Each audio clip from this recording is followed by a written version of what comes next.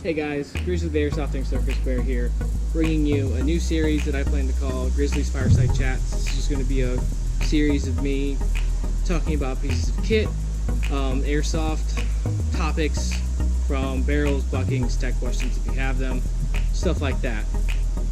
Well, first episode of this is going to be about my Tippman M4, the HPA system, not the AEG.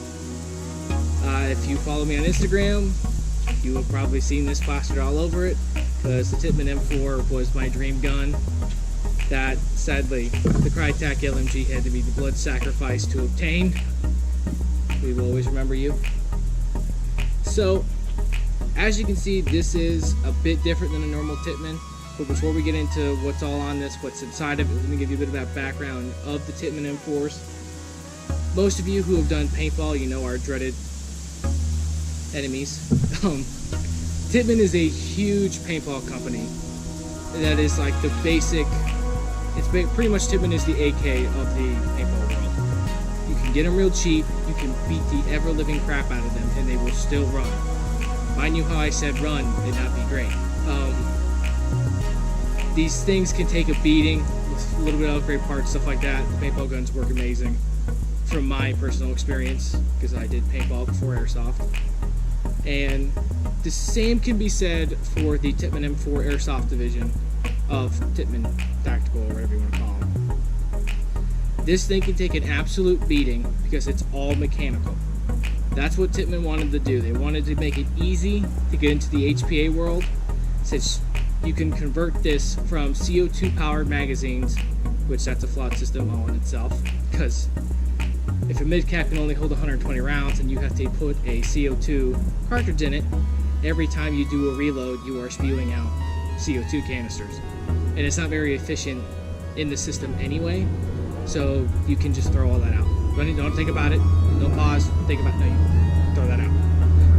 So you immediately go to the HPA conversion, which you're taking out the CO2 stuff and putting in all the HPA parts, which you can see here is the valve nipple to put the gun in the hose. So that's a little bit of the background. Now let's get into the nitty-gritty of what has been done to this gun. I have not done any of the work on this gun, and it shows just from me looking at it. This is an aftermarket real steel rail, because Tippman M4s are mil-spec rated, and what mil-spec means is that's real steel rifles. So any AR-15 parts or M4 parts can fit on this gun. Why you would want to buy a $500 rail, I don't know, but this is not one. This is a $80 to $100 rail that is M-LOK system, which I hear it's better than Keymod. I don't really care. It looks really good on this. It's kind of grown on me. I wanted to do a Block 2 build, but that hasn't happened. The stock is a MFT slim stock. I don't know the actual name, so correct me if I'm wrong. And a Novisky amplifier, because there's no making this gun quiet. You will scare people just by shooting this in semi. And it's quite funny. I'll be getting some clips up hopefully next week, because I will be at DV8 on Saturday. Things that I've added to it is a Element PEC 15. It is really bright. The laser is very strong. I will not be losing the laser, because I don't know if it's airsoft rated, and even then I wouldn't trust if it was, because shining lasers in people's eyes, that's not good. That's a bad. I have I don't know if it's real or not, a Magbull shorty grip. I like these a lot. It's very comfortable. I use it more as a hand stop rather than an actual grip. And then a SRS red dot. These look really funky, and I love them because it's funky. And it is also solar powered. It's a replica, not a real one. And the solar powered function does work on this, and it's really bling. Alright, with every HPA gun, you need a tank and a hose. So I ran 2 hoses with this, and the first one sucked. It is the Ninja Quick Disconnect Tippman line. Don't get it. It's good to start out with just to make sure your shit works. But the Tippman high pressure valve or high pressure line is the way to go. I got mine in fire, as you can see, hopefully. And so far, the only issue I had was the last time I went out and played. As I was connecting the line to the gun, I accidentally switched it on, and the O-ring inside, what I mean by switched it on, as I was connecting it, the air blew back into the film, the female nipple, and blew out.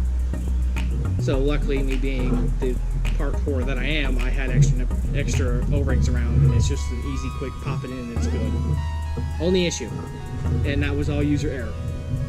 The line I am running is the e-bike 3000 PSI by 48. It gets the job done. I personally want to get a bigger tank because I shoot a lot. Going from support gunner to rifleman, it's a big change, and I like to shoot people. So, yeah.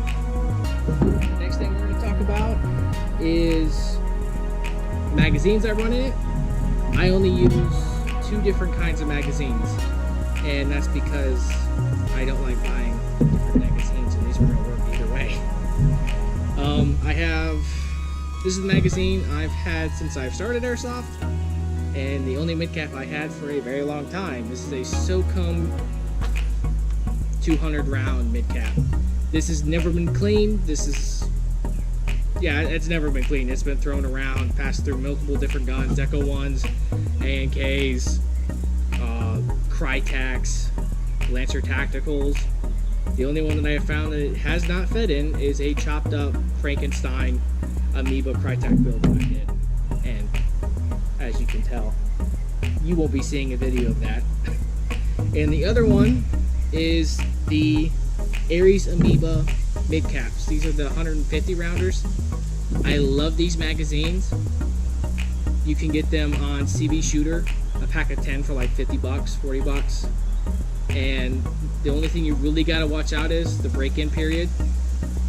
You have to stretch out these magazines and clean them out very well for them to break in. If not, these will run like shit. Like, I ran them through the Crytac LMG because I thought I was going to save money and not use the box mag. Silly me. It would take several shots just to get these things going, and you had to bang them on whatever you had near you, because these, and even now I still have the occasional, like, they'll get jammed up because double stack will try to go through and it just still gets jammed. So that's about the only issue I've had with these magazines, and I love them. I have quite a few of them. Okay, so obviously we're not going in order, in any particular order. The next thing that's been done internally to this gun was done by somebody else, not by me. I bought this secondhand. With every Tippman, it's because they were trying to save money, because they wanted it to be a quick way, easy way to get into HPA. They had to cut corners, and they cut corners on the barrel and hop-up system in this. I'm not saying it's terrible, but it's terrible.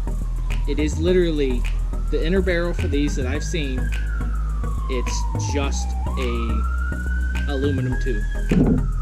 That's the only way to describe it. It is an aluminum tube that they put into this. So it shoots absolutely terrible when you first get it.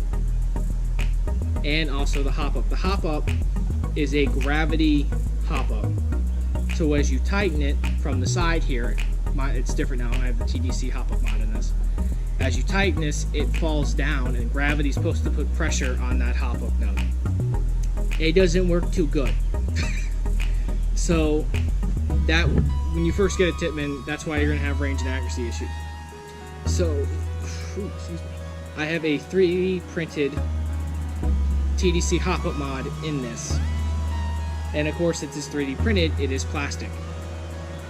It shoots good, it has pretty good range. I'm still trying to dial it in with 3.2s, .30s. And it's a little hard because over the years, since it's plastic and you're putting a metal tool on it, like a flathead screwdriver, it is scraped up. It got stripped a little bit, so it's a little bit harder to tune this in. But a TDC mod is absolutely necessary on Tippman. But overall, oh, and it's also a Prometheus hop-up bucking. Purple. Purple's the way to go. Purple is Master Race. So, that's what's needed really, is the barrel bucking and hop-up for this gun. Other than that, you're gonna have a very fun gun to shoot. This is by far the most fun in airsoft I've had in a while playing with this gun. Not just because of the recoil, it's the sound. You know, you hear a Tippman from the way it fires. You hear the spring going back and forth in the buffer tube. I love this gun. It's very fun to me. I haven't had fun with airsoft in a very long time. Just due to guns going down or people at the field.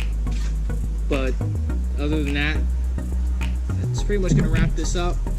Let me know what you think. If you have any questions, let me know. If you would like to follow me on Instagram, it's the same as the YouTube channel. It's Grizzly, the Airsofting Circus Bear. And catch you later, guys.